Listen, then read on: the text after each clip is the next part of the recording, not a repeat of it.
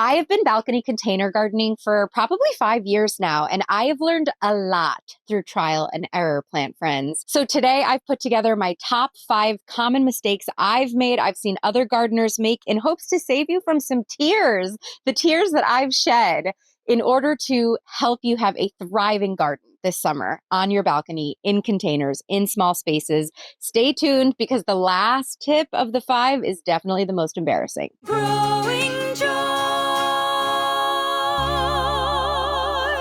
Hi, plant friends. I'm Maria. I'm your new best plant friend, and I'm here to help you care for plants successfully and, more importantly, grow joy while doing so. I'm so excited to make this video for you today in partnership with Espoma Organic, going over the top 5 gardening mistakes that I see for people who grow in containers on patios.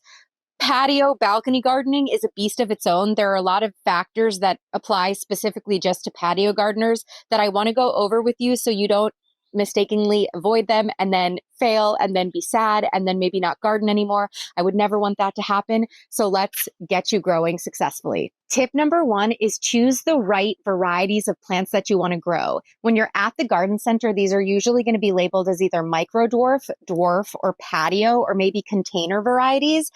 These are plants that have been cultivated over the years to grow smaller and more compact so you can successfully grow them in containers. For example, I'm growing patio baby eggplant. It's an eggplant plant that is smaller and grows small little eggplants. It'll also kind of trail over the side of the pot.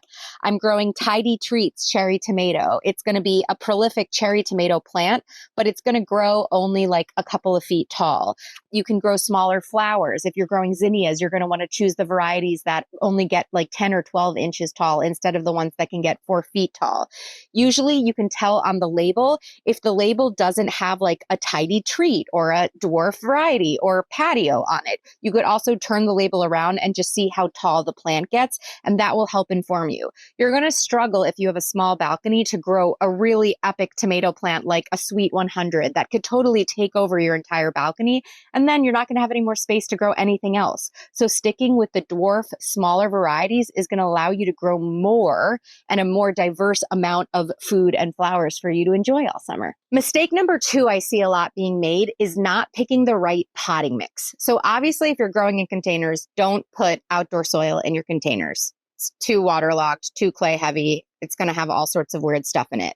But it's overwhelming sometimes when you go to the garden center and there's like a whole shelf of potting mixes and soils and composts and fertilizers, and you don't really know what to choose. So if you're gardening in containers, I'm going to recommend you do a Espoma Organic potting mix. You're going to want to look for a bagged potting mix that is used to growing in containers. When you grow in containers, the potting mix can get compacted. So you want to make sure it's aerated. It's got stuff like perlite and wood bark and all sorts of cool things. Espoma has them all to keep air in the soil as much as water, because roots need air and water in order to thrive and grow strong so the plants can grow lots of leaves and lots of fruit and flowers for you as well. When you're looking at composts, in containers, I'm not throwing a ton of compost in the container for the first round, but if I have this container, I grow in it, I'm putting potting mix and I'm putting biotone. This is a starter plant food. So when I plant up my container, I put the potting mix in, I put a little bit of this biotone starter plant food. It helps prevent transplant loss. It helps the roots absorb more water and water faster. Then next year, I'm going to use compost to amend this soil a little bit. So when you're gardening in containers, plants only have the amount of soil in the container to absorb all of the nutrients. So once they absorb the nutrients in the existing soil, it's not as nutrient rich. So you can amend this with a little bit of compost. It'll help kind of turn it around and reinvigorate the soil for your next year of plants. You can also top dress with compost if you want. I like using Espoma Organic's mushroom compost in my containers because I find it's the least smelly of all composts. Their land and sea compost is also really amazing. But the key for container gardening is picking the right mix that's going to go in here. Don't buy a bag that says garden soil and put it in here. Don't buy a bag that says raised bed planter mix or, topsoil and put it in here. You want potting mix for containers. Mistake number 3 I see is not having a watering plan. You are making a commitment to these plants. This is not a one and done bouquet of flowers. For me, I'm in zone 6. I'm going to be tending to these plants June, July, August, and September. So you need to figure out a way that you can sustainably water your plants and potentially have to go on summer vacation and still have your plants be watered and fed. There's two different ways you can do this. Number one, I love self-watering planters. These 3 planters are self-watering planters. They have a water reservoir in the bottom and they bottom water the plants. So I can top water them if I want, or I can use this water reservoir that will bottom water for them. They also have a drainage plug, so if it rains, the excess water will come out the bottom. So no fear about that. If you're not going to go this route, for the last 4 summers, I grew in grow bags. I didn't have self-watering planters, but here's a hack that I learned. So if you have more than 1 grow bag, you're going to need probably more than 1 watering can. Have 2 watering cans. And believe me, these are not fancy. I bought these at the dollar store. Have 2 watering cans. So while I'm watering my plants with this watering can, this will be in the sink filling up. When this is over, when I'm out of water here, this will be full. I'll go grab it. I'll put this in the sink and then I'll come water here. So it's just an easier and faster way to get all of your plants watered. I also suggest watering in the morning before it gets too hot. It's beautiful. It's a beautiful time in the morning to have a mindful moment, have some peace with your plants, put your phone down, but make sure that you have a consistent watering schedule. Ideally 2 watering cans or self-watering planters. Because the saddest thing that could ever happen to you, plant friends, is you work hard on a beautiful tomato plant. Your tomato plant gets this big. You're so proud of it. It's setting fruit. You go away for the weekend. You forget to have a plant sitter come and water it, or, you don't have it in a self-watering planter, and that tomato plant shrivels up and all the fruit fall off. It has happened to me. It is so painful. I'm not going to lie. I might have cried when that happened. Don't let it happen to you. Make a watering plan. Okay. And one more watering thing, plant friends. This is very specific. If you're in an apartment complex and you have balconies above and below you, particularly below you, be mindful when you're watering your plants. If you're watering your plants, make sure that the water isn't spilling over and accidentally giving your neighbor a shower that they don't want. Maybe they don't want a ton of water on their balcony, or maybe the passersby. In my first apartment in New York City, I was on the 4th floor, and multiple times, because I was a New Yorker who didn't care about about anyone else back in the day. I'm much more evolved now. I was watering my herbs and I totally sprinkled passerbys on the street. So be mindful of the people around you, of your surroundings, and help everyone grow joy as you're growing joy alongside them. All right, mistake number 4. This is a big one for me. I didn't do this for the first couple of years and I regret it, is remembering to fertilize your plants in containers. So here's why fertilizing is so important for container plants, sometimes arguably even more so than plants that are in ground. I'm growing these flowers in a grow bag with a finite amount of soil, right? So like I talked about before, these plants, when they absorb the water in the soil or in the potting mix, are going to also absorb the nutrients that are with the potting mix to help them grow big and strong. After they absorb the nutrients, there's no infinite amount of soil that a plant would have in a normal garden to replenish the nutrients that they need.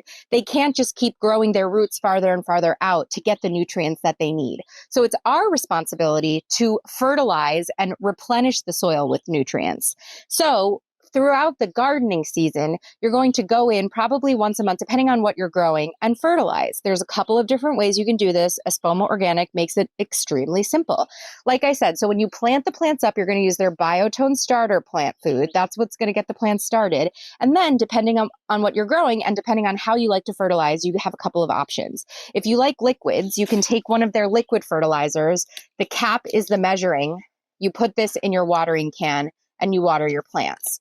Or you can use their granular options. This is what I like to use.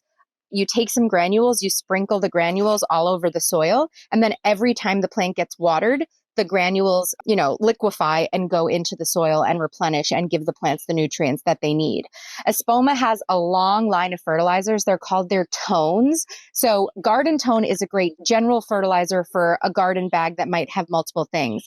But they have a flower tone. They have a rose tone. They have tomato tone, right, for your tomato plants. So they have these fertilizers that are tinkered specifically for whatever plants you're growing to help set those plants up for success. So do your research. Depending on what you're growing, they have a fertilizer for you. And then make sure you're doing it throughout the season to set your plants up for success all season long and not just in the beginning. Next up is save your plant tags. Oh my gosh, one of my first years balcony gardening, I bought this incredible micro dwarf tomato plant that I swear to you probably put off 300 delicious yellow tomatoes, and it was maybe this big.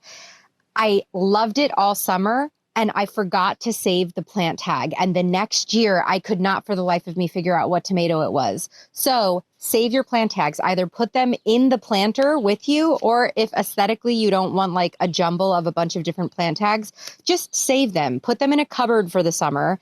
And you can either get like uniform wooden sticks or beautiful, ceramic labels, whatever you want, and write them out so you have a uniform aesthetic, or just save them and know, hey, what was the name of this type of oregano I was growing? Let me go find it in the stack of plants that I have. And last but not least, arguably the most embarrassing one, but it's not embarrassing because what I like to say is you don't know what you don't know. But a lot of balcony gardeners often mistake the amount of light that their plants can get on their balcony for a variety of reasons that is very specific to people who have balconies. So if you're in an apartment complex, kind of like I mentioned before, you might have a balcony that has a balcony above you, right? That balcony might cast shade on your balcony. So if you have a balcony that has 24/7 shade, you're not going to be able to grow edible plants like you want to unless you make some adjustments.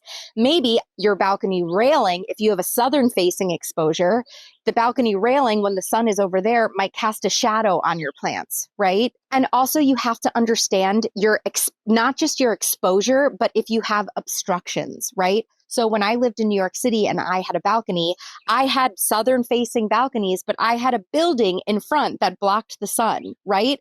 Maybe you have large trees. I'm lucky that my balcony has unobstructed views of the mountains and of the sun. My plants get tons of sun.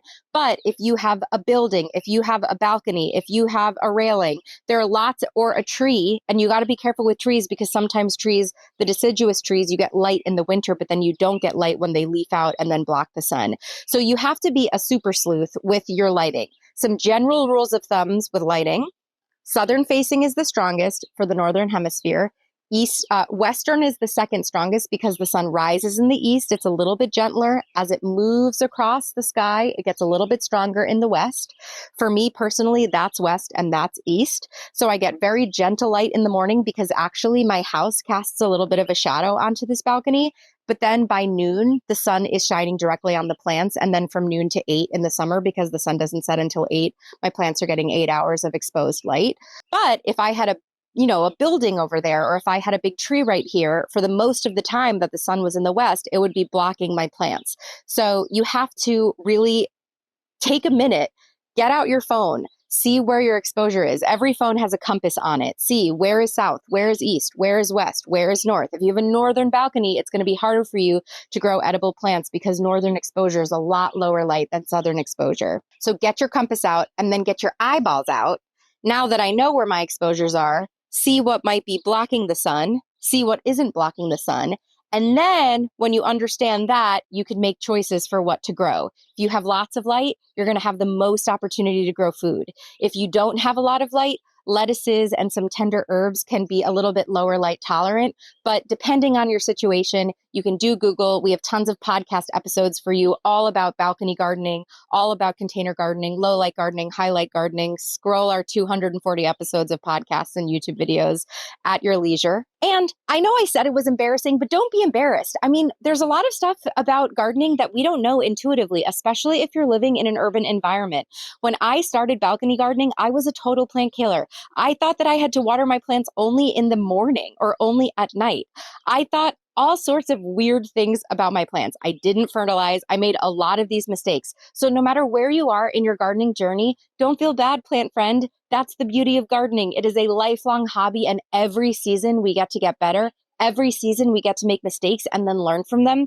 Every season we get to grow amazing herbs, amazing flowers, amazing tomatoes. It's the best hobby ever. I hope these mistakes helped you. Please learn from them. Please do as I say, not as I do sometimes. Thank you again to Espoma Organic for sponsoring this video. Definitely use their amazing lines of potting mixes, gardening soils, composts, fertilizers. No matter how you garden, raised beds, containers, in ground, they have the potting mix, soil, fertilizer, everything you need to grow happy, healthy, robust plants. Plus, they're an awesome company. And I hope this summer you keep growing joy.